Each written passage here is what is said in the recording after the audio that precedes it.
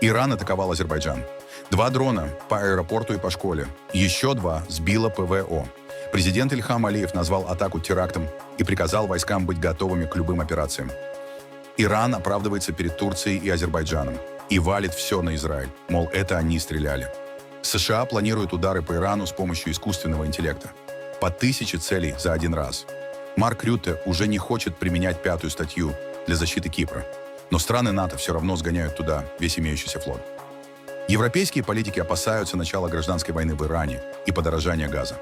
Кремль собирается досрочно прекратить поставки топлива в Европу. Орбан и Зеленский – новый обмен колкостями. Орбан обещает додавить Зеленского, Зеленский сдать адрес и телефон Орбана бойцам ВСУ, чтобы те с ним поговорили на своем языке. А теперь об этом подробно и по делу. Это один день. Подпишитесь, поставьте лайк этому видео и оставьте свой комментарий. Заранее спасибо и начинаем.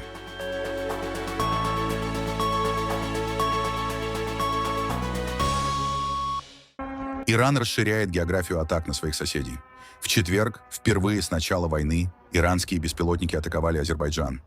Около полудня по местному времени 2 дрона атаковали Нахичевань. Один из беспилотников упал на терминал аэропорта Нахичевани и взорвался. Второй дрон упал рядом со школой в селе Шакарабад. В связи с инцидентом в наше отделение обратились 4 человека. Их состояние стабильное. Проведены первичные обследования, и они госпитализированы в соответствующие отделения. Из 4 пострадавших 2 получили баротравму, а 2 других – ушиб спины. Их состояние стабильное. Дальнейшие обследования и лечение будут проведены в соответствующих отделениях. Как только их состояние улучшится, они смогут вернуться домой. Министерство иностранных дел Азербайджана осудило атаки, назвав их нарушением норм международного права и шагом, повышающим напряженность в регионе. Оба государства, Азербайджан и Иран, преимущественно шиитские мусульманские страны. При этом миллионы этнических азербайджанцев проживают на территории Ирана. Баку проводит многовекторную политику, пытаясь поддерживать отношения с Ираном. При этом активно развивать сотрудничество с Соединенными Штатами и Израилем в области безопасности. Накануне атаки президент Азербайджана Ильхам Алиев посетил посольство Ирана, где выразил соболезнования по случаю ликвидации лидера исламистского режима аятоллы Али Хаминеи. В этот же день в режим повышенной готовности были переведены все структуры безопасности Азербайджана. Министерство обороны, Государственная пограничная служба, а также Министерство внутренних дел и службы по чрезвычайным ситуациям. Кроме того, на границе с Ираном были развернуты системы защиты от беспилотников и низколетящих аппаратов. А представители Исламской Республики уже поспешили заявить, что Иран якобы не атаковал территорию Азербайджана. Мы не нацелены на соседние страны в связи с этим инцидентом.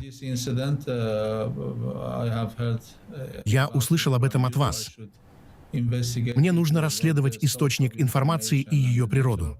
Я смогу прокомментировать позже. Как я уже сказал, это не политика нашей страны – атаковать или нацеливаться на соседние страны. Военные базы наших противников, а именно сионистского режима и Соединенных Штатов, активны там и используются для нападений на невинных людей в Исламской Республике Иран. Мы объявили с самого начала, что если какие-либо военные базы в регионе используются для атак на Иран и на американские силы, мы будем их поражать. Это та политика, которую мы проводим. Президент Азербайджана назвал удар иранских дронов террористическим актом. Азербайджанское государство решительно осуждает этот отвратительный террористический акт, и виновные должны быть немедленно привлечены к ответственности. Алиев добавил, что Иран должен дать объяснение Азербайджану и принести извинения. Он также отметил, что Азербайджан не участвует и не будет участвовать в операциях против Ирана. Нужно также сообщить, что сегодня утром мне поступила информация. Заместитель министра иностранных дел Ирана звонит в Баку с просьбой помочь эвакуировать сотрудников иранского посольства, оставшихся в Ливане. У них нет возможности справиться самостоятельно.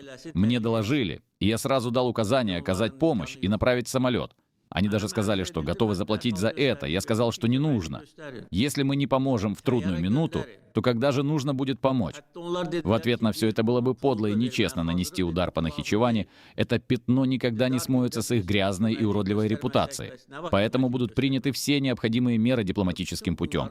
Наши вооруженные силы, Министерство обороны, Государственная пограничная служба и все остальные наши специальные подразделения приведены в состояние полной боевой готовности и должны быть готовы к проведению любой операции. На этом пока все. Тем временем иранские власти утверждают, что баллистические ракеты по Турции тоже запускали не они. Напомним, накануне системы противовоздушной и противоракетной обороны НАТО в Турции перехватили и уничтожили баллистическую ракету, выпущенную из Ирана. Генеральный штаб Вооруженных сил. Вооруженные силы Исламской Республики Иран уважают суверенитет соседней и дружественной страны, Турции, и отрицают любые ракетные обстрелы территории этой страны. Впрочем, в Турции в иранские оправдания не верят, требуют объяснений и извинений.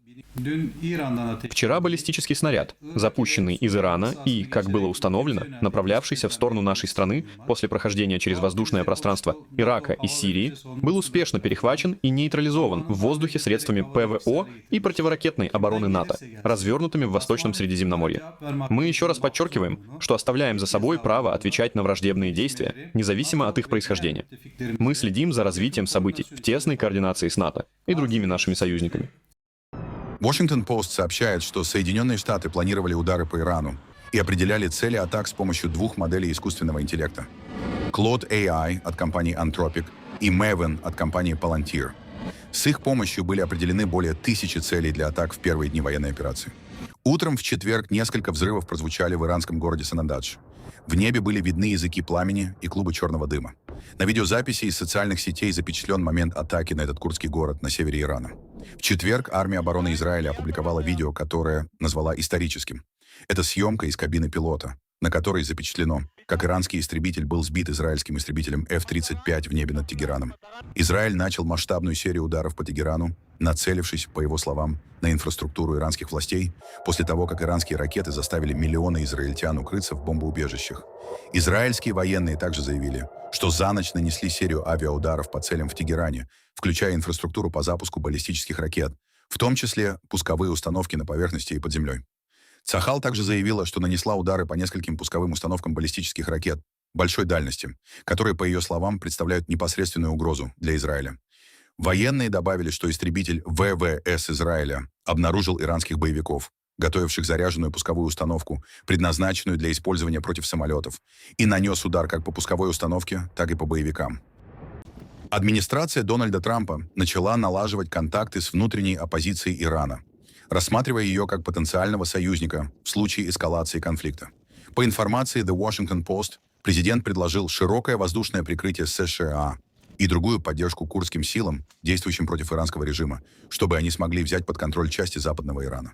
Высокопоставленный представитель Патриотического союза Курдистана заявил, что американцы просили иракских курдов открыть путь и не препятствовать продвижению иранских курдских формирований, а также оказывать им логистическую поддержку. Трамп прямо сообщил, что курды должны определиться со своей позицией – поддерживать США, Израиль или Иран. Представитель Курдской демократической партии подтвердил факт контактов с Трампом и отметил, что решающим фактором будет не столько численность вооруженных групп, сколько уровень поддержки внутри самой страны. Генеральный секретарь НАТО Марк Рютте, еще вчера заявлявший, что НАТО может применить статью 5 своего устава после атак Ирана на Турцию, а также на военные базы стран НАТО и посольства и консульства США, теперь полностью отрицает возможность применения принципа коллективной защиты Альянса от атак Ирана. Насколько велик риск того, что такой инцидент вовлечет всех в конфликт, что Иран или один из его прокси атакует союзника по НАТО, союзник применит статью 5, и НАТО вдруг окажется в состоянии войны с Ираном? Что касается статьи 5, я думаю, здесь она неприменима, и никто о ней не говорит. Самое главное, наши государства-члены вчера увидели, что НАТО настолько сильно и бдительно, а после субботы, если возможно, еще более бдительно из-за ситуации на Ближнем Востоке. Они видят, знают и ощущают, что наши военные готовы к этому. Мы поддерживаем президента США Дональда Трампа в нейтрализации его возможностей, как это удалось американцам. И они над этим работают, как нам известно. Но, конечно, всегда есть риски в том смысле, что нужно быть уверенным, что защищаешь каждый дюйм территории НАТО, что мы и делаем. Ясно, что НАТО само в этом не участвует. Союзники предоставляют ключевую вспомогательную поддержку. То, что мы видим здесь, это также платформа проекции силы для Соединенных Штатов. Потому что без европейских союзников Вашингтону было бы очень трудно начать эту кампанию против Ирана. Вы слышали, как канцлер Германии в овальном кабинете и многие другие обеспечивали возможность США использовать этих ключевых участников. Но мы, кроме этого, не вовлечены напрямую. И из моих разговоров с высокопоставленными американскими военными и политическими лидерами у меня полное ощущение, что они знают, что делают. Министр обороны Великобритании Джон Хилли прибыл на Кипр, где встретился со своим кипрским коллегой и посетил британскую базу, атакованную иранским беспилотником несколькими днями ранее. Когда кортеж министра прибыл на базу королевских ВВС в Акротире, на базе завыли сирены. Поступала информация о подозрительном объекте, направляющемся в сторону баз. Однако ничего не произошло, и тревога была снята. Инцидента не было. В итоге направление объекта не указывало на британские базы, заявил пресс-секретарь правительства Константинос Леймбиотис. Тем временем европейские страны объединяют усилия для укрепления обороны Кипра после того, как в понедельник британская авиабаза на этом острове была атакована иранским беспилотником. Британский военно-морской корабль HMS Dragon будет направлен на Кипр до конца этой недели. Греческие фрегаты «Кимон» и «Псара» уже прибыли в порт Лимассол, недалеко от британской авиабазы. «Псара» оснащена системой подавления беспилотников «Центаурос», которая ранее использовалась против атак хуситов у берегов Йемена. Греция также направила на остров 4 истребителя F-16. Франция отправляет на Кипр системы противоракетной и противобеспилотной обороны, а также фрегат «Лангедок» и перебазирует в Средиземное море авианосец «Шарль де Голль». Париж будет координировать свои действия с Италией и Грецией в укреплении обороны на Кипре. Министр обороны Италии Гвидо Крозетто подтвердил участие своей страны. Сегодня, учитывая события в Турции, учитывая события на Кипре, я дал указание и попросил начальника штаба обороны повысить до наивысшего уровня уровень защиты национальной системы, противовоздушной обороны и противоракетной обороны в координации с нашими союзниками и НАТО. Потому что, когда я говорю, что перед лицом безрассудной реакции мы можем ожидать чего угодно, действительно, чего угодно можно ожидать. Если государство-член становится жертвой вооруженной агрессии на своей территории, другие государства-члены обязаны оказывать ему помощь и содействие всеми имеющимися в их распоряжении средствами в соответствии со статьей 51 Устава Организации Объединенных Наций.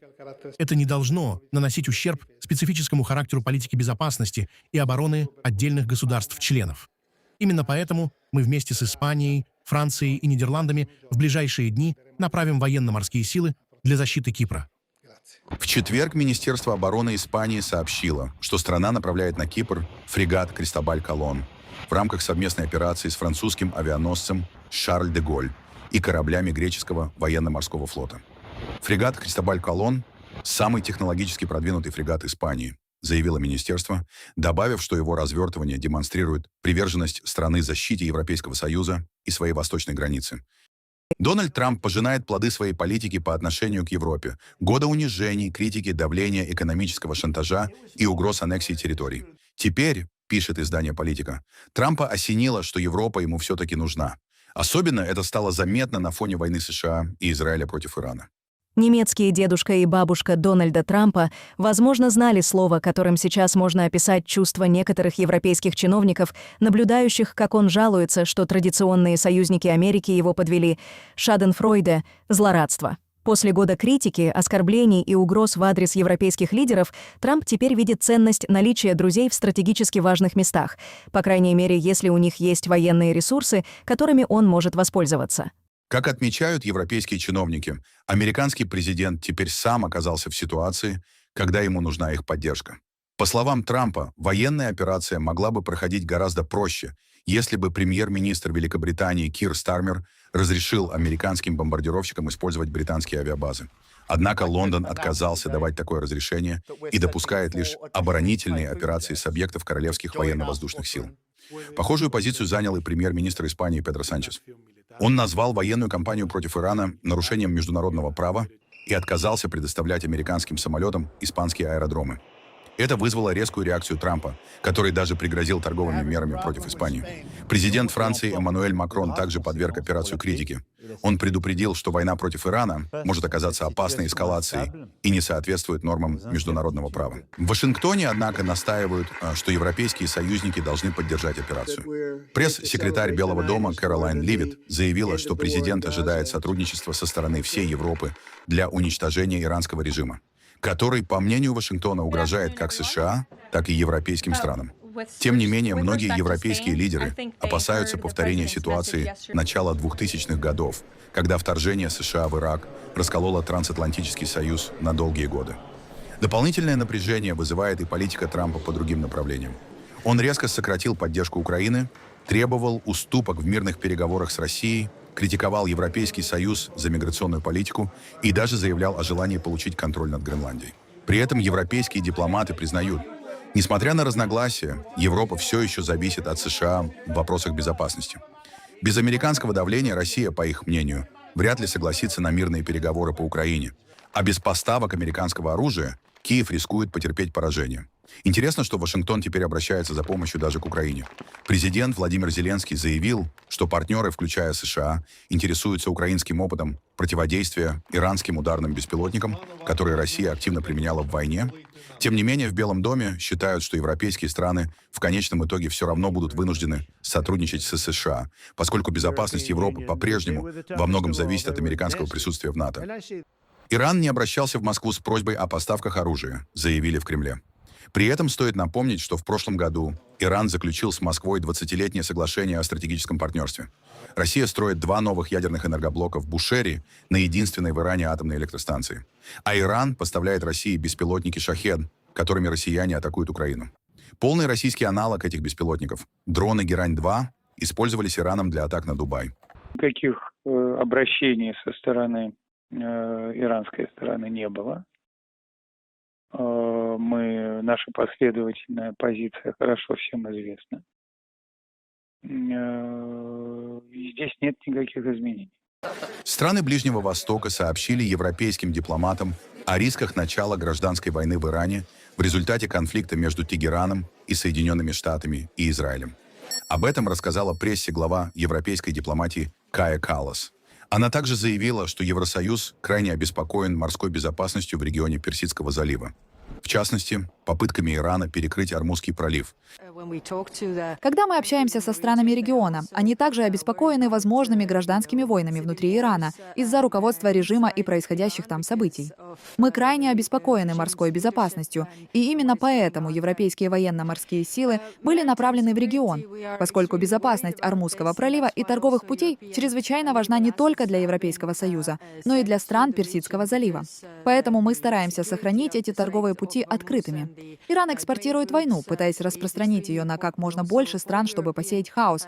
А мы призываем к стабильности и смотрим, чего мы можем достичь вместе. Я надеюсь, что комиссар ЕС по энергетике также расскажет широкой общественности о том, что мы не зависим от нефти, поступающей из стран Персидского залива. Таким образом, это не окажет на нас негативного влияния в плане безопасности поставок. Когда цены на нефть растут, это фактически выгодно России для финансирования войны. Именно поэтому мы должны решительно добиться запрета на морские перевозки, чтобы действительно ограничить теневой флот и доходы от нефти, которые Россия использует для финансирования этой войны. Торговля — это европейская компетенция. Поэтому у нас есть торговое соглашение с Соединенными Штатами, подписанное в июне. Мы надеемся, что Соединенные Штаты также будут соблюдать это соглашение, которое распространяется на все государства-члены. Большое спасибо. Китай решил включиться в процессы вокруг Ирана и посылает на Ближний Восток своего специального представителя. Напомним, Пекин считается одним из основных торговых партнеров Тегерана.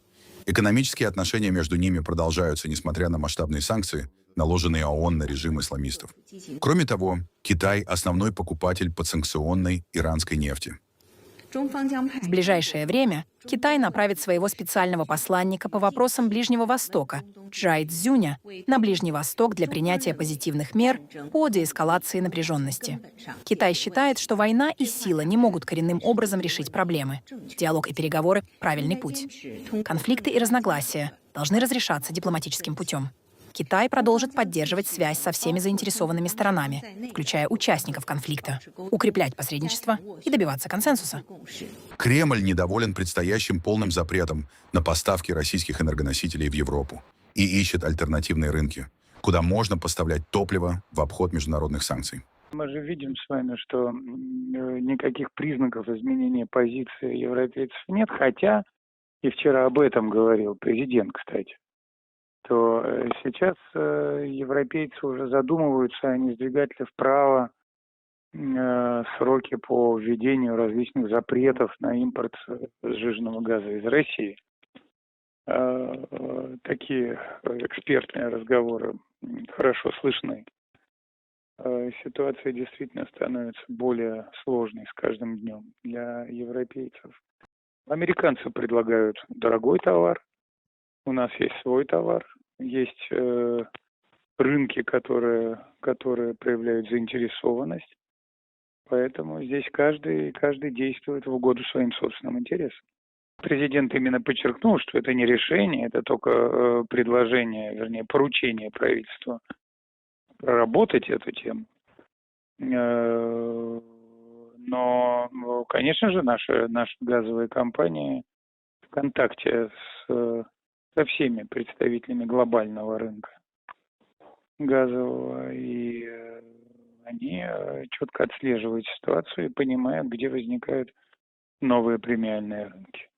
Тем временем премьер-министр Венгрии Виктор Орбан и президент Украины Владимир Зеленский продолжают обмениваться острыми заявлениями в адрес друг друга. Напомним, Венгрия блокирует выделение Украине кредита в 90 миллиардов евро от Евросоюза, требуя немедленно восстановить поставки из России через территорию Украины по нефтепроводу «Дружба». Украина заявляет, что это объективно невозможно, так как нефтепровод приведен в негодное состояние ударами российских ракет и беспилотников.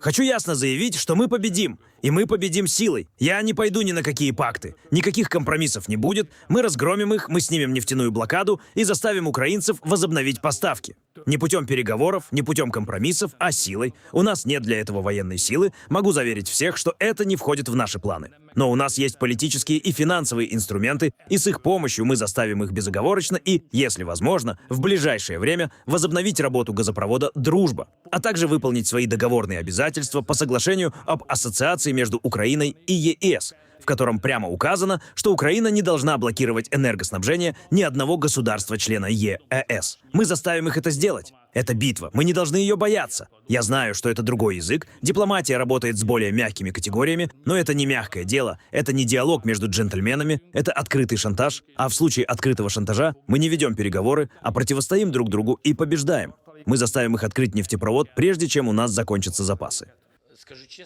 Скажу честно, я бы его не восстанавливал. Это моя позиция. Я сказал ее руководителям Европы и сказал тем, кто звонил мне по этому вопросу, а также руководству Европейского Союза. Потому что это российская нефть. Есть некоторые вещи, принципы, которые просто не имеют цены. Они нас убивают, а мы должны давать нефть Орбану. Потому что он, бедненький, без этой нефти не может выиграть выборы. Надеемся, что один человек в Европейском Союзе не будет блокировать 90 миллиардов или первый транш из 90 миллиардов, и украинские воины будут вооружены. Иначе дадим адрес этого человека нашим вооруженным силам, нашим ребятам. Пусть они ему звонят и разговаривают с ним на своем языке. Следующая информация, что в течение примерно 1,5 месяцев этот нефтепровод может заработать. Но это не значит, что будет восстановлено то, что было разрушено.